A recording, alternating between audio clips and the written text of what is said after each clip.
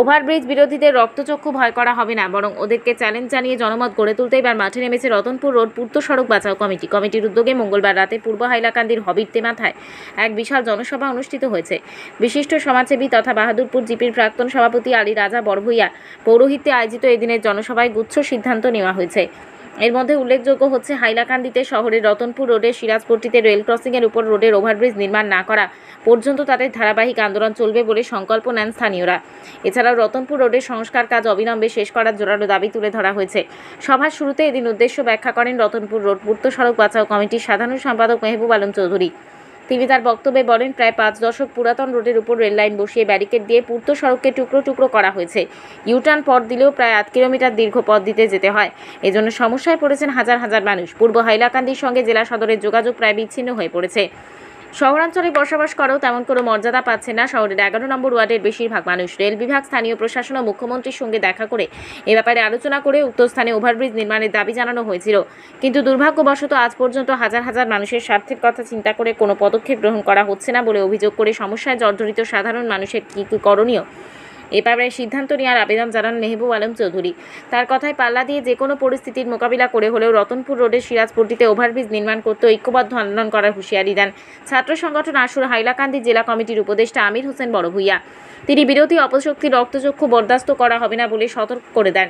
এছাড়াও এই দিনের জনসভায় ওভারব্রিজ নির্মাণের দাবিতে সরব হয়ে ভুক্তভোগীদের মধ্যে বিশেষ বক্তব্য রাখেন আইনজীবী সিকান্দার হুদা সামি চৌধুরী, প্রাক্তন ইপি সদস্য শামসুল হক লস্কর, বিশিষ্ট রাজনীতিবিদ সুভাষ চন্দ্র, আশুর হাইলাকান্দি জেলা কমিটির সাধারণ সম্পাদক হাসনুজ্জামান চৌধুরী, নবেন্দু পাল, অরুণ চক্রবর্তী, মঞ্জু চৌধুরী, শামু লস্কর, মুর্তুজা আহমেদ চৌধুরী, হাইলাকান্দি জাতীয় ফোরামের উপদেষ্টা আইনুল হক প্রমুখ। এদিনের জনসভায় বৃহত্তর এলাকা জুড়ে একটি কমিটি গঠন এবং ঘন ঘন সভা অনুষ্ঠিত করে জনগণকে সচেতন করার প্রয়াস চালানোর সিদ্ধান্ত নেওয়া হয়েছে। সবশেষে প্রতিবাদী আন্দোলনের মাধ্যমে দিল্লি দিশপুর কাঁপিয়ে বিভাগীয় কর্তৃপক্ষকে ওভারব্রিজ নির্মাণ করতে বাধ্য করার পরিকল্পনা হাতে নেওয়া হয়েছে। এতে সাহায্য ও সহযোগিতা করবেন তারা। বাদরপুর জিপি এবং রাঙ্গাউড়ি জিপির মধ্যবর্তী পয়েন্ট বাজার সম্মুখস্থ জায়গা, এখানে আমরা রতনপুর রোড পূর্ত সড়ক বাঁচাও কমিটির তত্ত্বাবধানে এখানে একটা আঞ্চলিক কমিটি বানানির লাগিয়া হবিরতুমুকা বেসড আঞ্চলিক কমিটি, স্বতন্ত্র কমিটি বানানির লাগে আজকে আমরা এখানে মতামত লইছি সবর, এবং কালকে বছর ভিতরে কমিটি বানানো হইব। এবং এবারে আমরা প্রত্যেকটা অঞ্চলে এই রেল ক্রসিংর পূর্বাঞ্চলের প্রত্যেকটা অঞ্চল, টাউন ওয়ার্ড নম্বর 11 আছে, টাউন 11 নম্বর ওয়ার্ড আছে, রাঙ্গাউটি আছে, বিলফার দুমকর আছে, বিষ্ণুগড় আছে, বাহাদুরপুর আছে, রাঙ্গাউটি বুরকাইস্ত বাড়ি আছে, এরপরে বর্ধপুর আছে, রতনপুর আছে, নিতাইনগর আছে, পূর্ব সোনাপুর আছে, বজন্তীপুর আছে, বটর বাজার আছে। প্রত্যেকটা অঞ্চল স্বতন্ত্র কমিটি বানাইয়া দেওয়া হইব।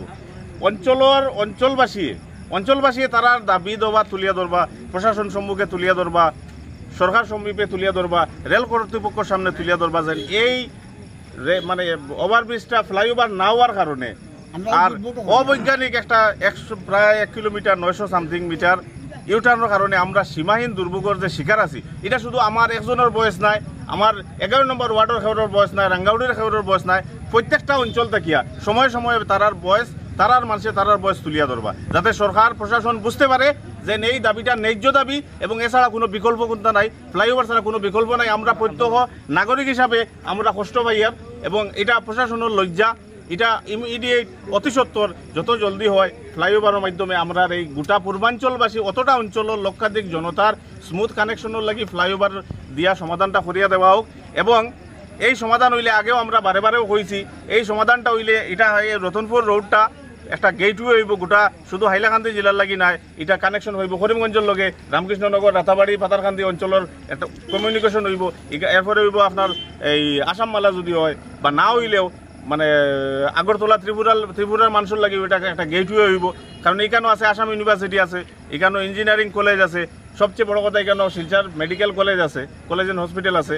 এটা ইমার্জেন্সি সেবার লাগে মানুষের দরকার আছে, মানুষের কষ্ট হয়, বহুত জায়গা গড়িয়া খাটা লইয়া যাবা লাগে। এতে গেলে স্বল্প সময়ে কাবার হয়ে যায়। হাইলাকান্দি টাউনের একজন নাগরিকর এই ধরনের ইমার্জেন্সির কোনো স্বাস্থ্য সেবা নিতে লাগে যদিয়া মোটামুটি আধা ঘন্টার ভিতরে সেবা পাইলিব, খাটা লইয়া ঘুরে গেলে অনেক দীর্ঘায়িত হয়। অত সব মুদ্রা কথা হইল গিয়া অতি কম সময়ের ভিতরে প্রত্যেকটা অঞ্চলের 10-12টা জিপি আছে, বিভিন্ন গ্রাম আছে, প্রত্যেকটা অঞ্চলের লক্ষাধিক মানুষের স্থানীয়ভাবে রিপ্রেজেন্টেশন আপনারা সম্মুখে তুলিয়ে ধরা হইব এবং প্রশাসন সম্মুখে এবং প্রপার চ্যানেল সব জায়গায় ফাটানো হইব ফ্লাইওভারের ডিমান্ডটা। ধন্যবাদ।